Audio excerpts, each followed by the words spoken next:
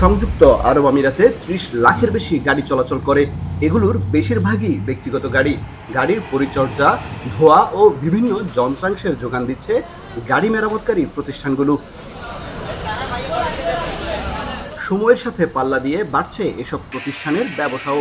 অনেক বাংলাদেশি উদ্যোক্তা এই ব্যবসায় জড়িয়ে আছেন, যেখানে কর্মসংস্থান হয়েছে অনেক বাংলাদেশির। বাঙালিরা আগে আজকের থেকে 10-15 বছর আগে এরকম ব্যবসায় গিয়ে চাকরির দিকে বেশি মনোযোগ থাকতো।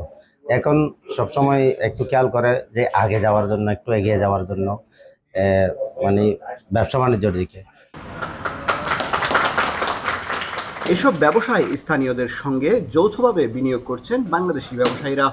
كله من بنغلاديش الحمد لله، شغل وايد زين، اكثر من 20 سنه، كله علاقه زين، البزنس كله زين الحمد لله. كله شغل بنغلاديشي نفرات ما شاء الله رقم واحد. يريد اي شيء موجود داخل المحل بنغلاديشي نفرات سوي.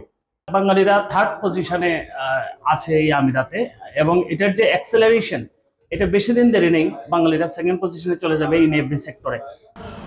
ব্যবসায়ীদের অভিযোগ, সাধারণ শ্রমিক ভিসা চালু না থাকায় তারা কর্মী সংকটে পড়েছেন।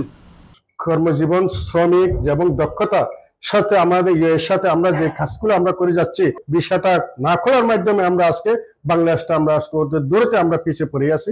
আমাদের বাংলাদেশ সরকারকে এতটুকু বলবো, অতি তাড়াতাড়ি আমাদের ভিসাটা যাতে বাংলাদেশি ভিসাটাকে চালু হয়। সংযুক্ত আরব আমিরাতে এখন পেশাজীবী ও দক্ষ শ্রমিক ভিসা চালু রয়েছে।